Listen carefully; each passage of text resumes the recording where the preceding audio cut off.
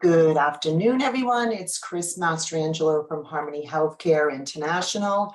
And today is week 3 of 8 weeks of Thoughtful Thursday.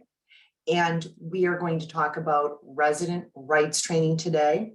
These are the mandatory training sessions in which the government, CMS, is expecting that all of your staff will be trained on by October 24th, 2022. So that is in approximately 14 days. Thank you so much. I will answer the questions at the end, but definitely type them in now. Thank you so much. Okay, so let's get going. Week 3, CARES Harmony. That's me, for those that don't know me. Presenters is me, the planners is myself, Joyce and Pam Duchesne. And what I've done for you is outlined the 8 weeks, and we're on week 3, which is resident rights. And I am sure that many of you are familiar with resident rights because on onboarding and every year that your staff development coordinator or your education center, whatever the term is used, provides you with the information. And thanks, Jean. Okay, you know, if my media team is on, we need to send these out, and we're going to talk about that at the end because I've sent some people in, previous slides. I see that's your frequency of the questions, and I'll look at everything at the end, I promise. So I'm sure that you might even have the resident rights posted up on the walls, or you have brochures, but maybe you know all of them by heart, but it's always good to re-review because they take the resident rights and then they expand the definitions. In this 60 minutes, we are also going to look at the visitation and the recent update with regards to COVID-19, because in September of 21, it was a drastic change. And I have the latter part of that information in the PowerPoint as well. So this is just a reiteration of every week. And if you're not receiving, my biggest question to you is if you're not receiving this link on a weekly basis through Zoom or through some reminder, then I have a concern about that. So if you could let me know, that would be great. And just for an upfront, I have decided that I'm not going to be driven by my emails, and I do Zooms all day long back to back, and I give my attention to the people in the Zooms. So if I don't respond to you within a minute or a day, usually it'll take me, it could be upwards of a week, but you always can call me, text me. That would be the fastest way, or go through Adam. My cell phone is 617-595-6032. So what are the goals of the next 60 minutes? I want you to be able to cite the 13 resident rights. I want you to be able to cite 3 reasons for nursing home reform that has been ongoing, but specifically, most recently, some clear directives from the administration. And this one, I'm actually giving you the answer, the learner to cite the 3 most important concepts of resident rights. And I'm going to start with these, is that the resident has the right to be informed of everything that's going on with that resident. The resident has the right to make their own decisions, and they have the right to keep their personal information private. So that's a bonus for you that answer is right there. Now, with regards to these expected trainings, the government, if you're due for survey in the next, well, if you're due for survey between now and the 24th, this expectation cannot be applied to you. It must be after the 24th. But if I were a surveyor, I would certainly ask what your plans are for these educational sessions in order to see your ability to strategize and execute, or even your awareness of the rules of engagement, awareness. So The tag associated with specifically to resident rights is tag F942. And I did put the tags on for each week so you could see what they're related to. And next week we're doing quality. Yay. In February 28th of this year, there was a lot of attention on improving the safety and the quality of care for residents in skilled nursing facilities. Now, I, as someone who has been in over thousands of nursing homes, I would say to you, I've been in over 3,000. That's not about me though. I know what you've gone through and I know what you've done and how you've operated. So when I do this section here, don't take this personally. This is just partially political, but partially it's, hey, we are aware that the pandemic or COVID-19 can be significantly horrific for older seniors. And there has to be some statement of, we're going to hyper focus on this to ensure their safety and the best possible care that we can render. And the narrative, that the ongoing narrative, and don't misunderstand me, I'm not saying this in a negative way, but I'm also don't want to be disrespectful, that older Americans, those with disabilities, are in a society that's accessible, inclusive, and equitable of healthcare. I'm an occupational therapist by background. This is the mantra of occupational therapists. So we are all about equality for treatment, and everyone should be treated the same. Everyone in the United States should be treated with dignity and respect, well, all over the world, but this is a specific US commentary, dignity and respect, and have access to quality of care. And this is an interesting one that I wanted to go off a little bit on, that the administration continues to be committed to home and community-based services, which, yes, of course, we agree to that. But if you have not seen the most Centers for Medicare Advocacy they're based in Connecticut, they recently put in a case against Department of Public Health for home care and the frequency and duration of aids and how it has plummeted and by 90% in the last 20 years. So that, and my point here is that, great, if we are all about home care and community-based services, well, the providers need to be able to provide the services and not be worried that the insurance companies are going to come back and take the monies away.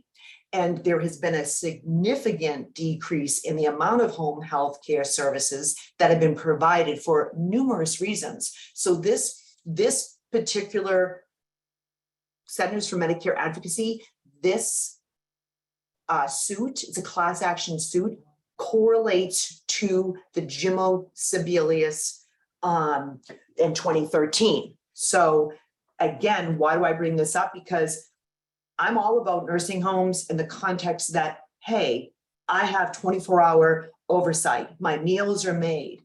And in the spirit of home and community-based, well, again, how do I say this? Theoretically, it sounds like a great idea and right, we'd love it. But if you cannot perform, you don't have the staff, they are at a higher risk of being home alone. And the example that I always give is they may not be aware that the can of soup has a very high sodium, which will exacerbate their COPD, CHF, etc. So that is just a comment that I'll make there. So the reform is to hyper-focus on nursing homes. And as you heard me speak before, you were not built to handle the pandemic. In other words, it's a home. If I got COVID and my 4 daughters got COVID, you would not judge me that we got COVID, right? Because it's a home, and as is a nursing home. So in order for nursing facilities to properly navigate this type of situation, the government needs to pay you more money. Your Medicaid rates need to go up and your Medicare rates need to go up, because otherwise you will not be able to. It's impossible. You do not have the infrastructure. Everyone worked and did the best that they could. And I will say there've been a lot of negative media coverage, but there's been a lot of positive as well, explaining that exact fact. You were not built for this. It is a home, so they have to pay you to have private rooms and the infrastructure to navigate it. And so these set of reforms are coming at you. Now, you're amidst staffing crisis, so everyone's overwhelmed, and you know that they're going to impose possibly a staffing requirement in 2023.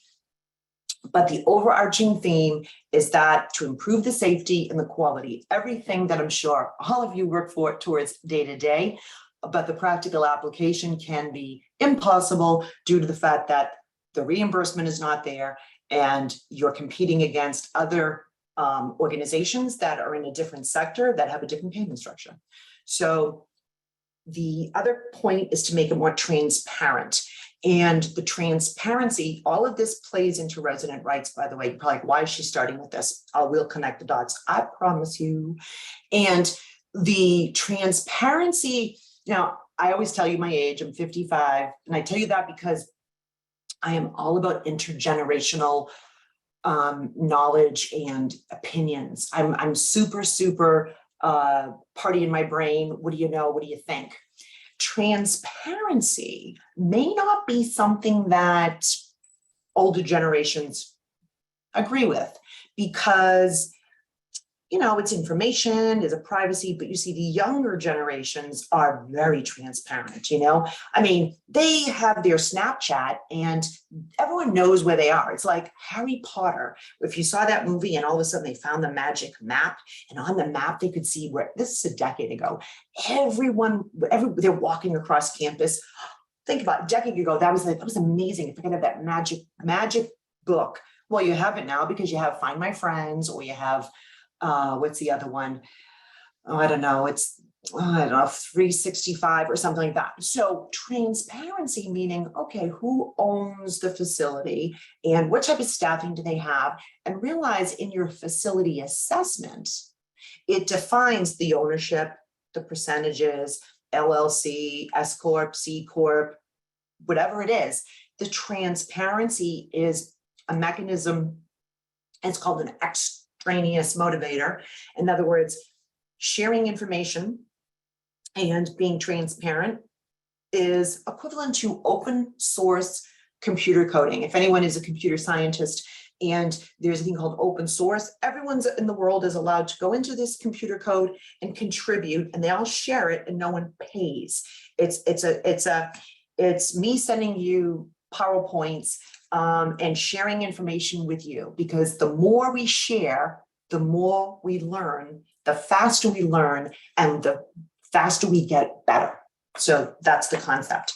And of course, the more transparent why, in the spirit of potential residents and their care providers making the best decisions. Now, I'm going to give you a little sidebar on this because I always have something that I'm working on. And I have had numerous phone calls about the PBJ staffing domain being incorrect and the government not allowing people to correct it. I'm stating this is a disservice to the, right here, potential residents, because if you actually had more hours than you put onto the, or submitted to PBJ, and it's misrepresenting, that is a disservice to the community. And I'm working on that. So I know there are many of you that have misrepresented 5-star ratings in your staffing domain, and there's a time frame in which you can submit it, but you have been very busy and understaffed. So I do think that's something that we'll discuss.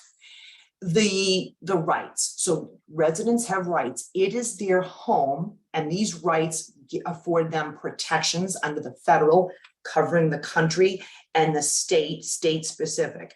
For new people to the industry, federal is Medicare and state would be Medicaid, but don't be fooled, Medicaid has federal funding. So, but overall, feds, Medicare Part A, state Medicaid, okay? the residents have the right to be informed, make their own decisions, and have privacy. And you must be sure that you tell the resident about these rights. And I think one of how I see this is that everyone, I'll give you a really anecdotal example. Someone will say, Chris, can you please come evaluate our compliance program? I'm like, yes, I can absolutely do that. Then I give them a chuckle and I say, I can tell you in 3 minutes. And they're like, well, what do you mean? I go, I just walk through the door and I go up to random people and I say, who do you call if you have a compliance concern? And if they don't know the answer, you don't have an effective compliance program. The same thing applies to resident rights, because if a surveyor comes in and randomly asks any resident, do they know their rights? And they do not know their rights, then it's reflective on a certain level. So be mindful that the expectation is that the nursing facility communicates this to the residents. And I get it. They admit it and they get this stack full of paper and they sign off of it and these are your rights. Yes, they signed off on it. But that's a lot of information to hear at once. So I say to you, think differently and maybe ensure that you have a training calendar, and maybe it's a resident rights training calendar that at a forum or they're on the wall or there's brochures that everyone knows that they have the rights, and not only them, but their family members and representatives, and that they must be communicated in writing and in a language that they understand. So, and today it is sort of cool because Google Translator, or even I think if you go on Instagram and there you have someone that posts in a different language, you can actually push a button and you can get it translated to the language that you want. I always try to read it and to see, I did not take certain, I've only taken French, but I do try to interpret other languages. Okay, so you're going to explain in writing. Okay, in addition to expressing and communicating these resident rights, you are also going to provide direction on what the code of conduct is. In other words, what are you responsible for when you come into this nursing facility? It's not okay to beat anyone up. It's not okay to behave in a certain manner. And the overarching theme is that this information is provided to the resident when they arrive and during their stay. So what mechanism to give them that constant feedback and information on what the code of conduct is, for lack of a better word. The resident must acknowledge in writing that they received it. So again, it's part of that big stack of paper that is a lot. So at the bare bones minimum, the law states you must protect the residents' rights. So in other words, if after you know all 13, that you are going to be like, gotcha. And if you don't see it happening, it's your job to protect them and promote, meaning that constant feedback, communication, reinforcement, it is your right. Would you like to come to care plan meeting? What would you like to do? It's your decision. Do you want to go home? How do you feel about going home? Do you want that treatment? You do? Or if you don't want that, tell me what you think about that treatment. You have a voice at the table. We want you to be able to participate in your healthcare plan. Okay, so here we go. You ready? They have the right to be treated with respect and dignity, free from abuse and neglect. Abuse comes in multiple forms. It could be physical abuse, right? It could be mental abuse or emotional abuse. So abuse is tormenting, hitting, it's unkind behaviors. Neglect would be that you just didn't change someone, you neglected their needs. So that's number one. Every resident has the right to be treated with respect, dignity, freedom from abuse and neglect. That Personal preferences are reasonably accommodated. Chris wants to get her hair done every Friday in the morning before the daughters come in to visit her. Personal preferences, right? It's what specifically do they want? It's that database, knowing it in the care plan. This is specific to them. This is a highlight of person-centered care. Every resident has the right to be informed of the rights and their responsibilities as a consumer. Code of conduct. They have to be free from physical and chemical restraints. What is a physical restraint? Do not look at the item. It's not, oh, they have a seatbelt on, that's a restraint. No, no, no. A restraint is a device that the resident cannot remove independently.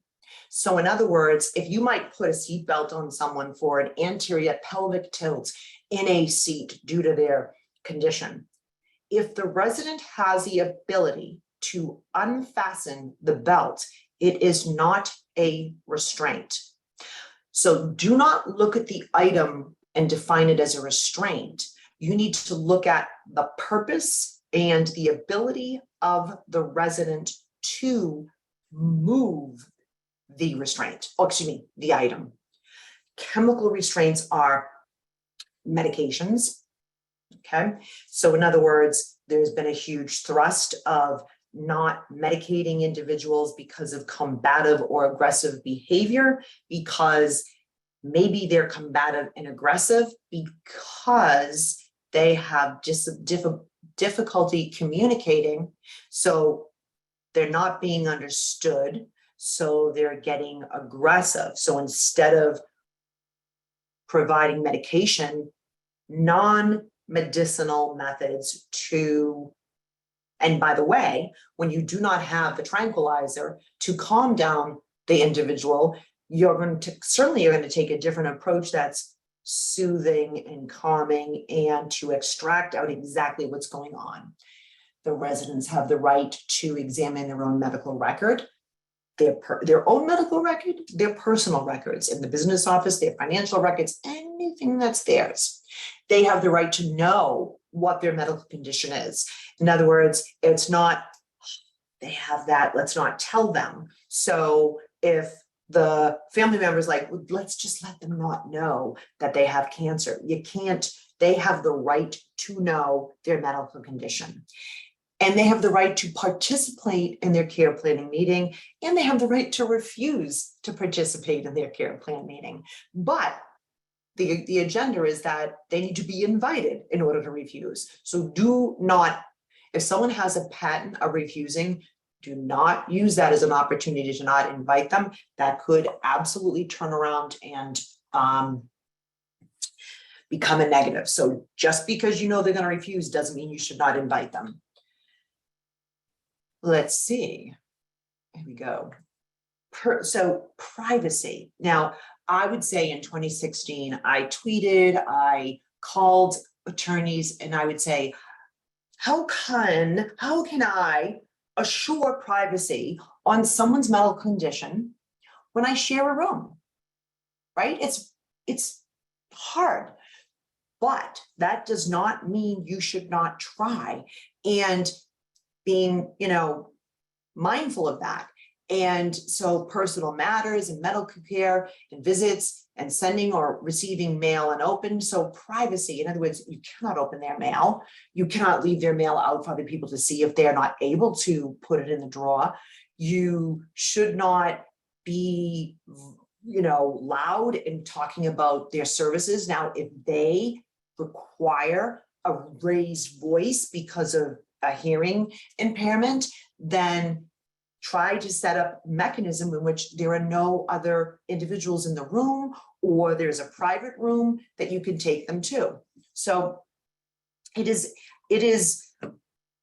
if you've never been hospitalized or you've never been in a setting, we as an industry are immune to the stress that it causes families. And I don't mean that in a negative way. In other words, I was at Mass General today. Like I walk through Mass General like it's nothing because I'm a healthcare person. But the average individual to walk into a nursing home, to walk in, is stressful to them. But so the mere fact that they're there and their family could be there or not there, it's important for you with your experience to ensure that you are guiding them on this, hey, let's take it in the other room, or, I can talk this to you, but maybe a little bit later, you've got a roommate. Now, I don't care, the roommate and the two roommates may be best buds, but at the end of the day, it is private information.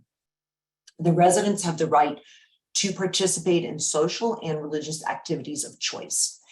And you might have multiple different types of religious activities and, socialization, and they can create their own clubs. They can create their own meetings. They have the right to do this. They have the right to be fully informed of any matters relating to their life in the nursing facility and the fees that are responsible to them. In other words, if what's going on, do I have an invoice, who's handling that? And they 100% have the right to, and you should have a resident counsel for residents to voice their concerns and problems. And you may have a family council in which the families get involved and they get to know one another, and they also get to know the other residents. So there needs to be a platform to have voicing of concerns and problems. And there could be a lot of you that may have entered into this industry during the pandemic, in which there was a massive suspension of group activities, and you may not even be aware. So it's a very complex industry. And one of the things that I will say to you is, don't ever feel uncomfortable asking why or what's going on. So, because if you're trying to gain information to be a better care provider, I commend you. So these are the forms. Number 12 is, if they're going to be relocated, you have to give them 30 days written notice, and they must have an opportunity to appeal the transfer or discharge or relocation. And they have the right for all reasonable requests to be responded to promptly. So we'll get in a little bit deeper, and then we're going to get into the training. There's my clock, because I do have a propensity to go over the time. So let's go from the top again. Respectful to other people. This will go into our person-centered, behavioral, cultural, eye contact. We talked about communication last week, and respectful to other people, that they have voice with regards to their schedule and which activities they want to go to. They may want to go to painting, but they may not want to go to, bingo. They may want to participate and they may not want to. Activities are a phenomenal and very, very important aspect of someone's daily life. All of you are running really fast, and your days are filled with focus and purpose. And you can imagine going 90 miles an hour, and all of a sudden, bam, you're put into an institutionalized living, and you get up and you have a lot of downtime. I'm a true believer of staying busy. For a whole host of reasons, but giving individuals the opportunity to participate and even asking the groups, what other activities would you like to do?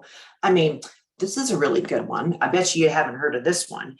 You have your phone, and I'm joking, by the way, but I am going to tell you, and they call it photo roulette. So you have 5 people that are, maybe they're FaceTiming or something. And then this, what is it called? It's an app, will literally, go person to person and pick one of their photos from the photo gallery. Interesting, isn't that? I see the kids playing it. it's very risky, I think, for some people. But anyways, they have the right to decide when they go to bed, when they get up, and when they eat their meals. So I want you to think and ponder on that. Do you wake people up to feed them? Participate in activities and to whatever they need, their needs. And if, guess what, if they're not participating in activities, you definitely should have a conversation with them or their family to try to explore what activities would they be interested in. They may be more interested in something that is less prevalent in your environment.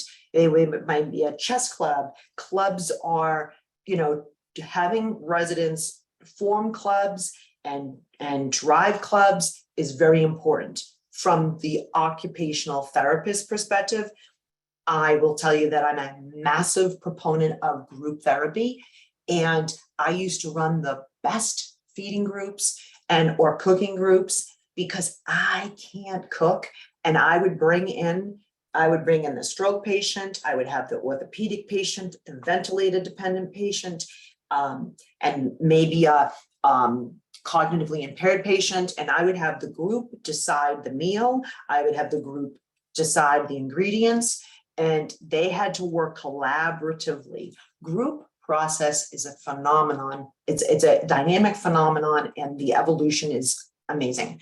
Every resident must have the right to be free from discrimination, and the nursing facilities cannot deny admission.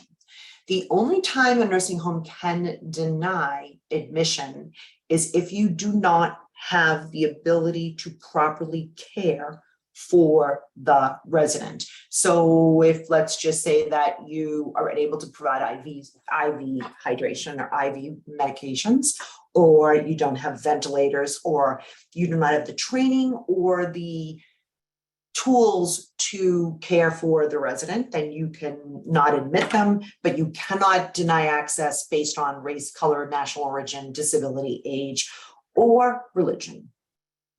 And so let's go through freedom from abuse and neglect.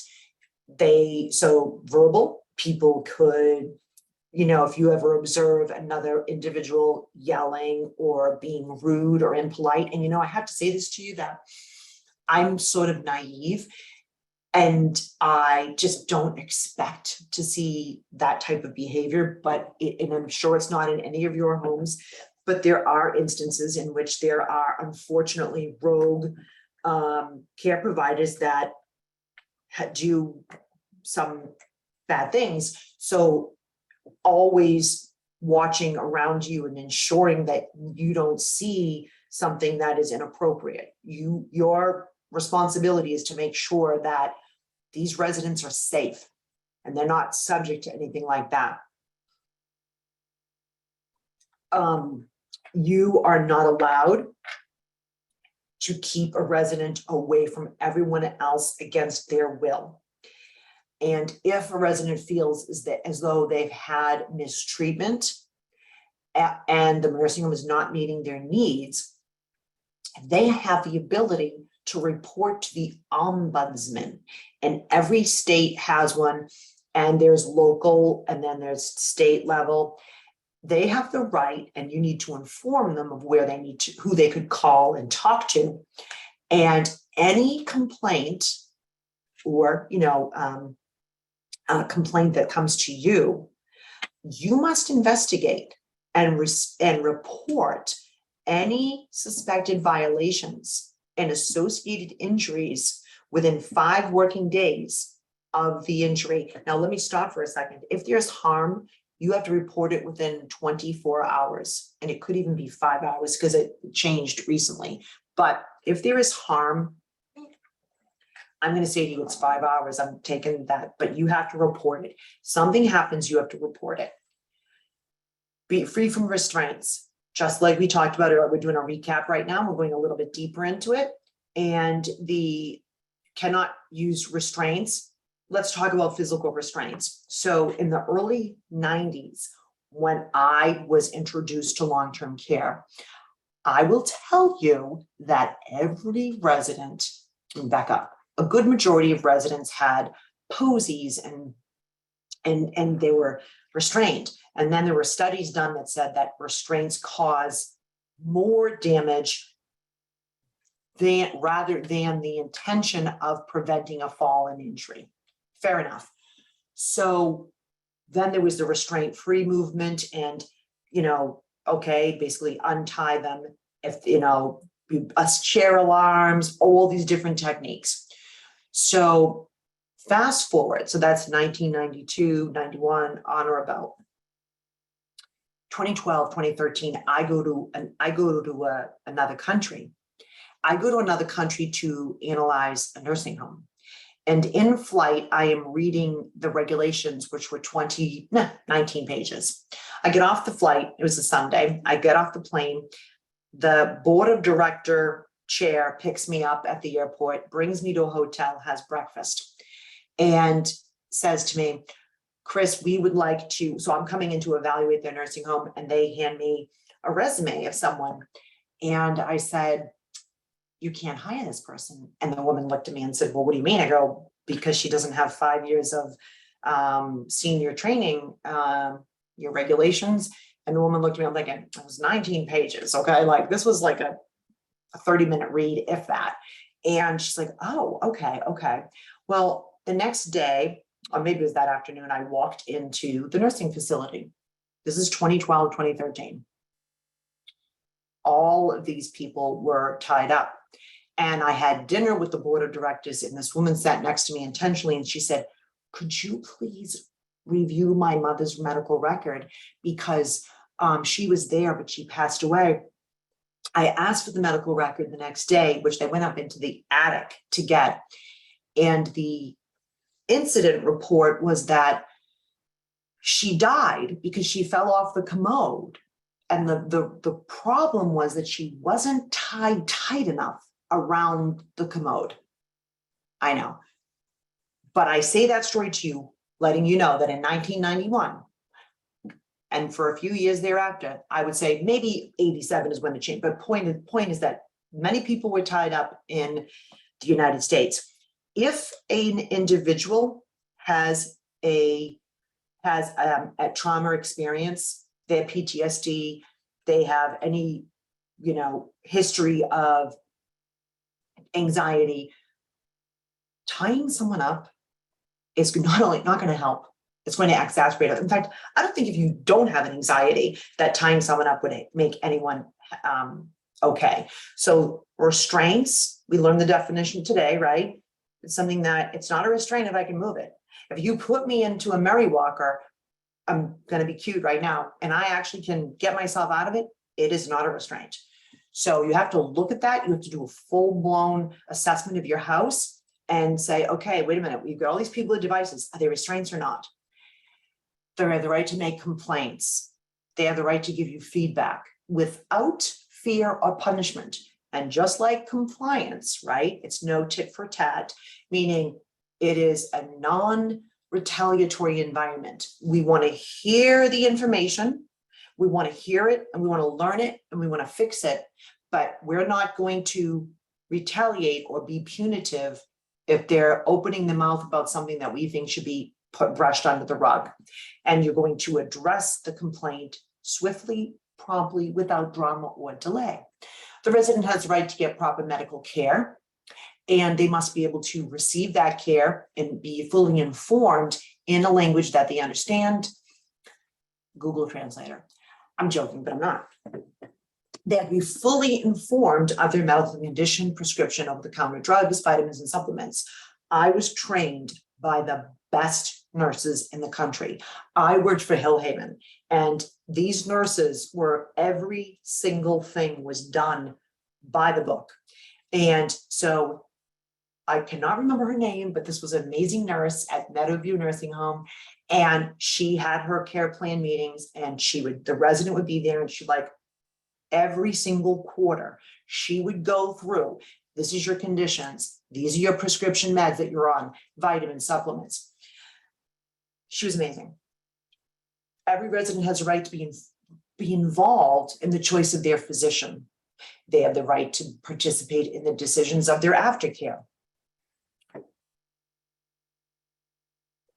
They have the right to be part of their own development of their care plan.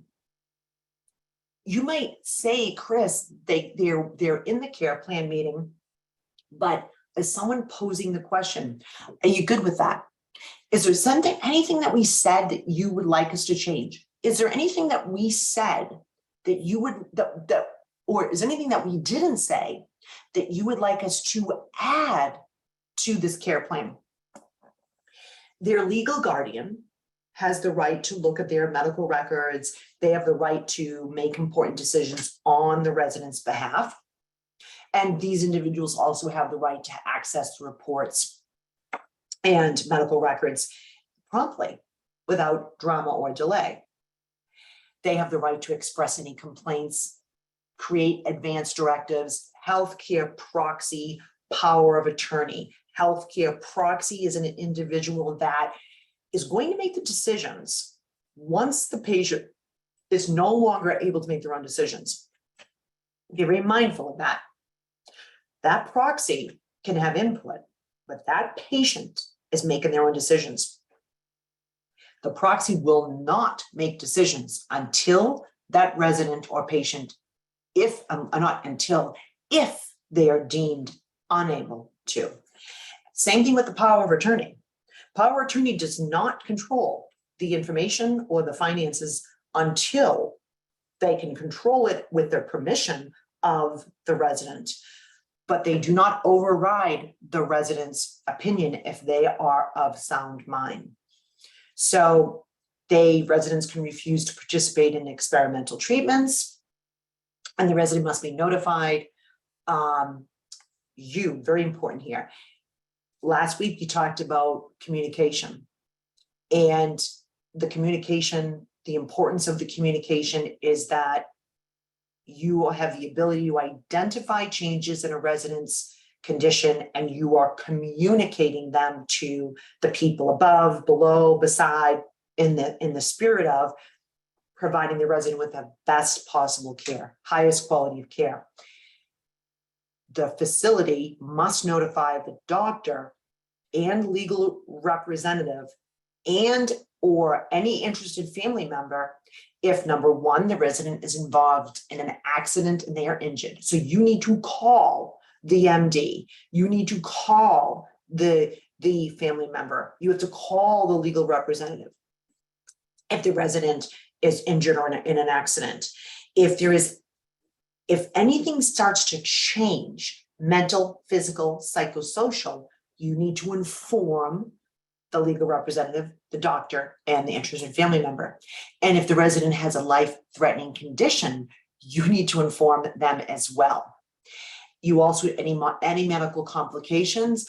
Okay, so they came back from the hospital, they had the ORIF, open reduction internal fixation of their left hip, and they have a surgical wound, and all of a sudden there is an infection. Well, that infection is something that has to be communicated. They have an infection. Well, yeah, because an infection can lead to death. If the infection is not properly treated, it could turn sepsis and they could die. The resident's treatment needs, you need to notify the resident's treatment needs to change significantly. I don't think that came across the right way. And also you need to notify the said persons if they are just transferred or discharged away from the nursing home or the 30-day window. We need to tell them. With regard to service and fees, in writing, you must, and usually on admission, you have a sheet, and that sheet is this is what we charge if, private pay or co-pays, and in writing, and that the amounts, and they must receive these before they move into the facility. And anytime that you have a change into your fees, there must be a notice that is sent out in writing. You are not allowed to ask for an entrance fee. This is not a Club Med. So, and you cannot ask an entrance fee if they are paid by a governmental insurance provider, E, comma, Medicare and Medicaid. So You also need to provide information for residents and tell them both verbally and in writing how to apply for Medicare and Medicaid. Now, remember, folks, we are in the open enrollment right now. And what do I say every year? Right now, you're in the open enrollment. You want to have your business office manager create names of all the residents and whether they have Medicare Part A, whether they have Medicare Part B. And let's just say they have neither. So you fill out a form, and I believe it'll be blogged this week that, here's a form you fill out, you send it to the local Social Security. And the reason there's an open enrollment is because, this is for Medicare, by the way, is that, okay, let's enroll. But if you enroll not during the open enrollment, there's a 10% higher cost. So open enrollment is very important. Someone may have Medicare Part A, but they don't have Medicare Part B. This is the time to enroll.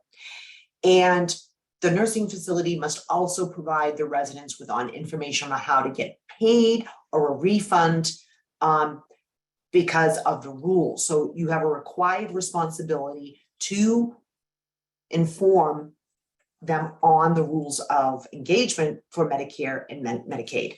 Managing residents' money. The money, if they sometimes residents will have business office managers or account reps within the business office manage their money, and you must be able to have them sign a written statement that says, yes, I am allowing, Sandy Smith to be my banker, my person that gets my money for me and gives me my information, and that you must allow the resident to have access to their bank accounts, cash, and financial records.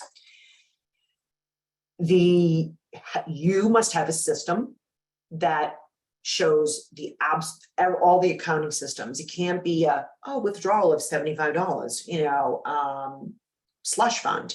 No, this was for the cake, balloons, and the specifics with receipts of what that was used for. It is your responsibility to protect the residents' funds for any loss. And this is an area that requires scrutiny, because I think I probably hear more about slippage and areas of this in my 32 years in the industry. But so it's definitely something I would have a checks and balance in. And if the resident passes and they have money in their account, those funds must be returned to the person or the court handling the estate within 30 days. So within 30 days of someone passing away, they must be returned. Property, privacy, and living arrangements.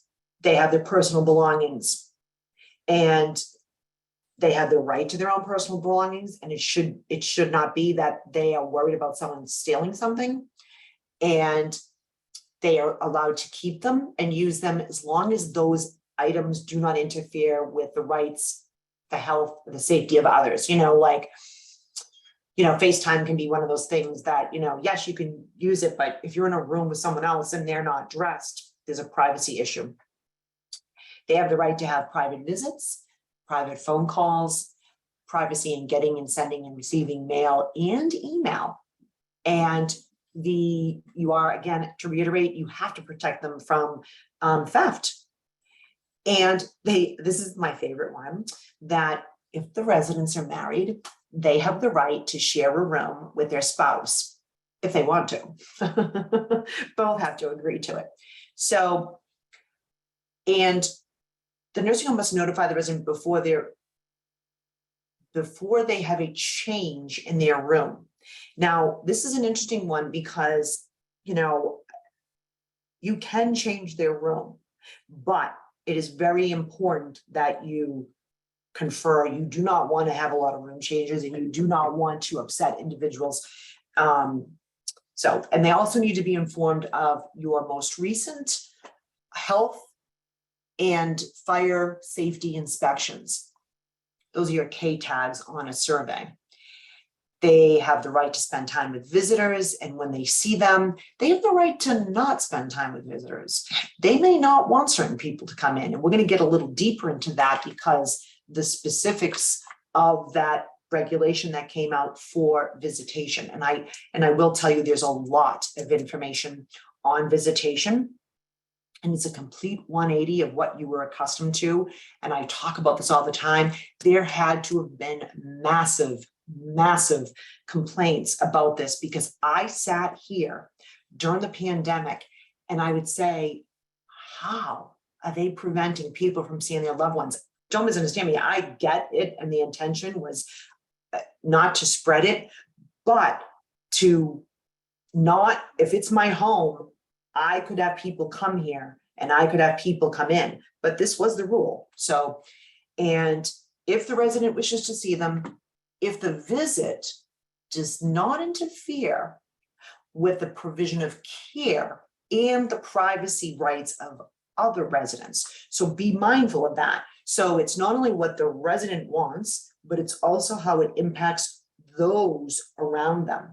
And if individuals come in and they're not respectful, you have the right to ask them to leave, because there is a code of conduct. They have the right to see any person who can help them with their health, their accounting, their legal, any services. They want to bring their feng shui master in. They want to be their shaman in, their astrologer.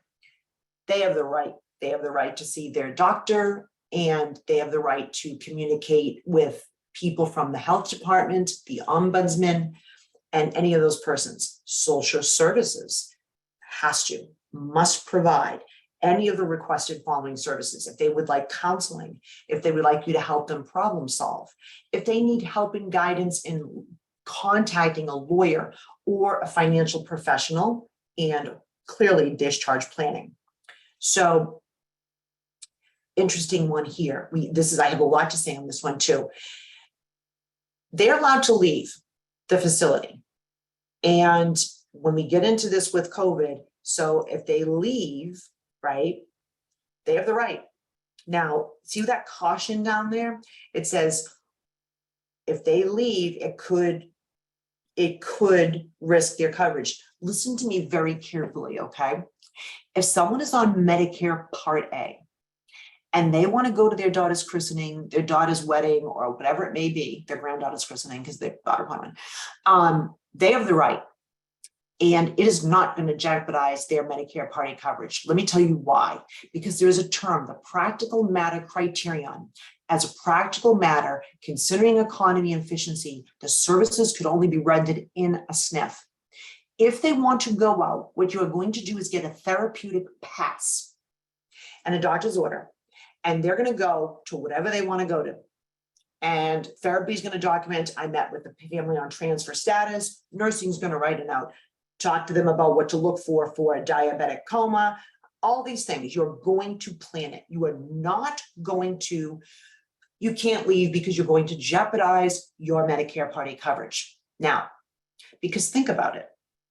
If they left you for 30 days, well, 29 days, and they need to come back, there's the 30-day window. This is Medicare 101. That's number one. Number two, okay, that's that, just so you know, do not restrict it. But on the other end of the spectrum, if every day I get up and I leave the nursing facility and I go to work and I come back and I'm on Medicare Part A, that will not fly, okay? Because as a practical matter, considering economy efficiency, if you can get up and leave and go to work, you could essentially leave your house to go to therapy or whatever services you're rendering or providing or receiving in that setting. So that's one there. The living in there is their choice. They can choose to leave. And you may have a policy that requires the resident to tell you first. And if they don't, then you have an opportunity to possibly have them pay a fee. And the protecting against an unfair discharge or transfer, you cannot remove them out unless it is for their best interest with regards to their welfare, their health, or their safety, or of others. And you cannot discharge them unless their health status has improved that they do not no longer require the services if they haven't been paid, and the nursing home closes. The resident can 100% appeal a transfer or discharge, and you cannot kick them out if they're waiting to get Medicaid reimbursement. And unless it's emergency, you must give the 30-day notice in the plan and the rationale for discharge or transfer. And you must safely and orderly transfer and give the proper notice and what they need, what requirements or what status they need to actually come back. The residents have the right to form groups, this is what we call clubs, resident councils, to have their voices heard. They can have family and friends involved. You may have a family council, you may not, that's not mandatory, but a resident council certainly is. And they may be able to come in and help other people. And so I'm trying to go a little bit faster right now. And this is right here, the improving safety and quality of care. Sorry, this one right here. This is the visitation memorandum that came out, and this is when the COVID-19 changes. So I'm transitioning now into, because why am I talking about this? Because the ROP specifically said that train your staff on resident rights and train your staff on COVID visitation rules. So in red are the changes in the memorandum, and the memorandum, which, why do I think it was, I'm going to add the date to this, and I'm writing that down. Date, slide 46, because it could be in here, but I don't remember if I put it in. So you have these memorandums, they're QSO memorandums, and they have a date on the top right. But if it's revised, they'll put a date in red underneath it, and in red they'll show you what the changes are. So in the visitation allowance for COVID, they updated the guidance for face coverings and masks, and they removed the vaccination status from the guidance. So let me just give you a quick one. Wearing a mask, okay, is something that the specifics of this are, if you go to visit someone or a visitor comes in and they're alone in the room with their loved one and there's no roommate there, they can take off their masks, and they can, but if the roommate is there, they cannot take off their masks. So, but there's more specifics, but it's a global one. This is where I think there was massive feedback on the physical, mental, psychosocial, emotional disturbances caused by separation and the being isolated and increased risk for DSM-5s. So if someone has a cognitive impairment, they may find visitor restrictions, these changes upsetting. I mean, I have relatives that are in assisted living, and if they're alert and oriented, great. But even if they're alert and oriented, this has been such an unprecedented occurrence that it's unfathomable. I can't imagine if I were, really, really sick, had surgery, and I was then moved into a new location, and then all of a sudden the pandemic hit. It would almost feel like a dream. So there's so many studies on how upsetting it is to the individuals, and they derive way more benefits from the visitors than they do from, okay, I'm going to say this, my own words, the safety of not being with them. So you have the revised guidance, and I know I'm running out of time. In the red, I'm having the updates. There may still be concerns associated with visitation, but at the end of the day, you cannot restrict anyone at any time from coming in. They can come, there are no visiting hours. They can come in, they can have as many number of people as they want in, unless there's a ruckus and disturbance to other residents. You cannot limit it.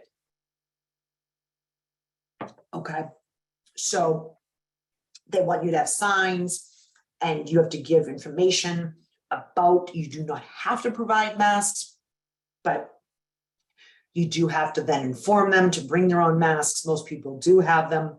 And you have to have signs that are telling, you know, what type of guidance, should they wear a mask, etc. And if an individual that's going to come in and they've had close contact, you are urging them not to come in until they've had a period of time.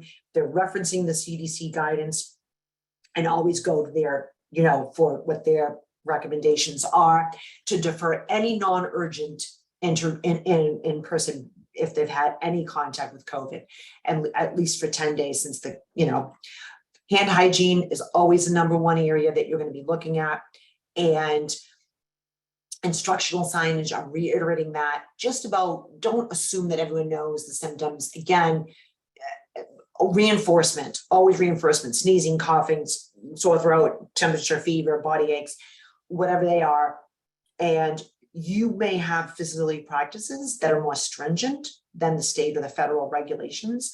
You can choose to have your own protocols and policies, but you have to effectively communicate them to the individuals. And obviously, one of the things in this particular memorandum is the core principles of COVID-19.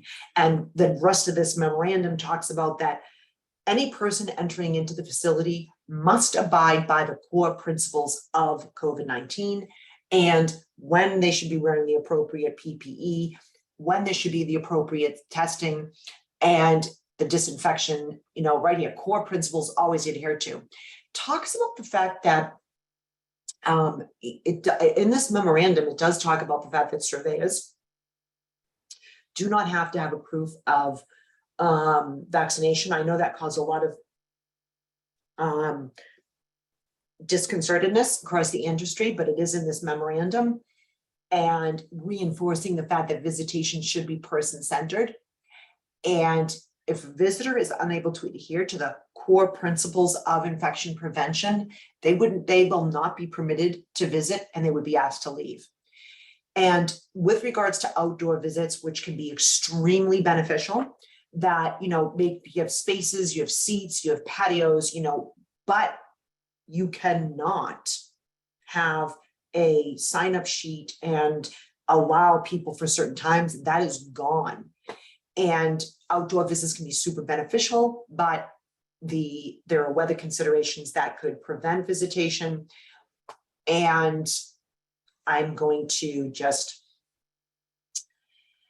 if you have a COVID outbreak, you are going to encourage physical distancing and making sure that you are aware. And this memorandum also goes on to talk about the difference between a COVID level and a transmissibility rate.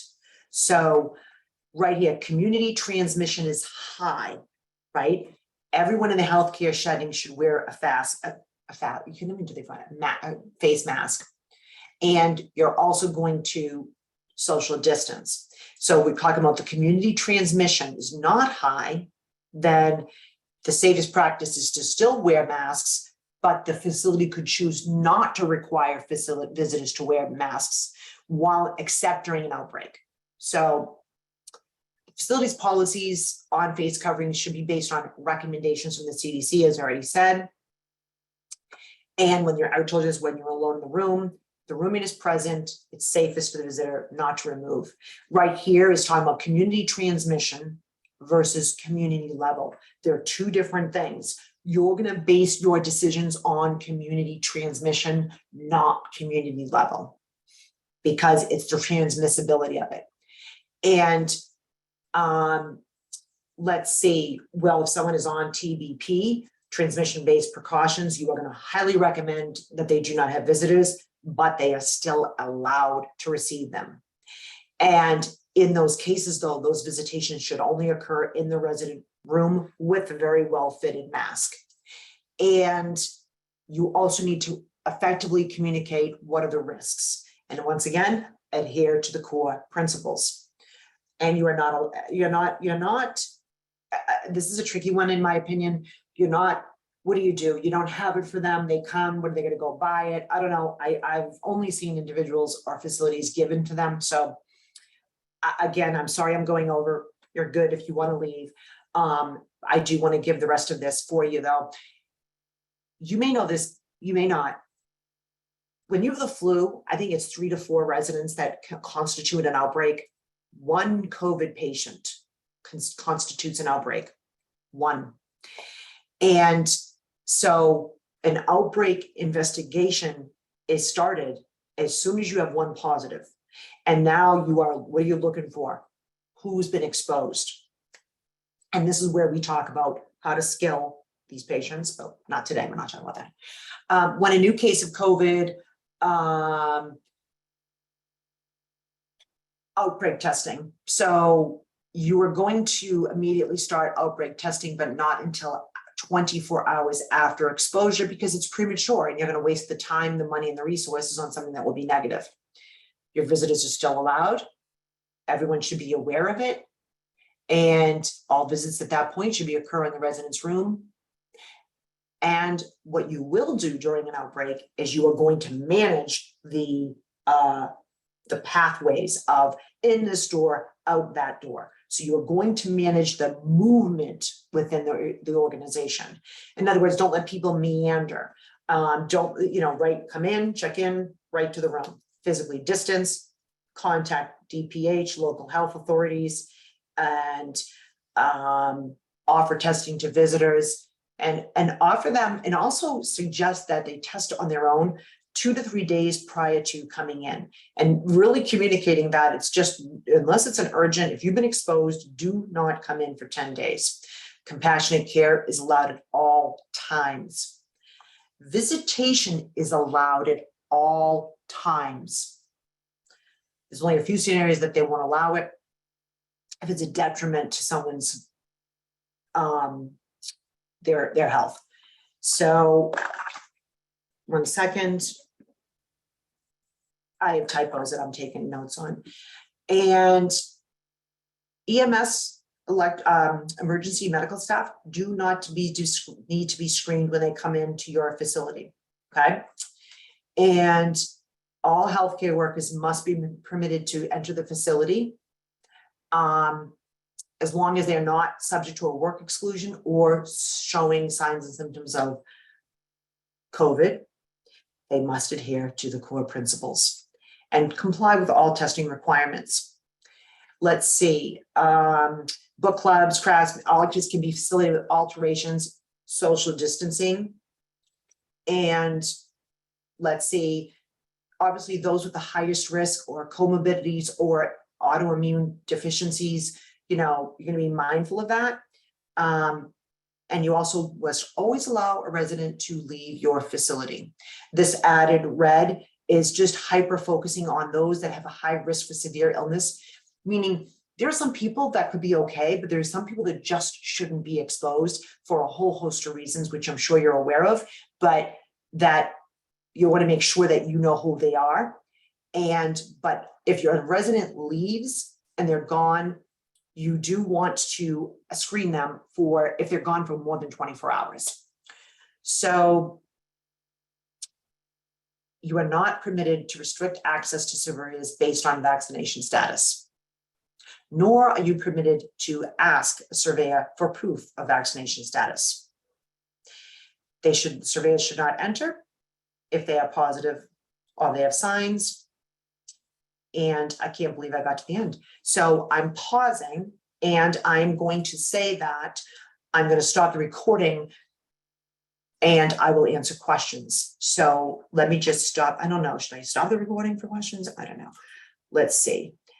Un momento.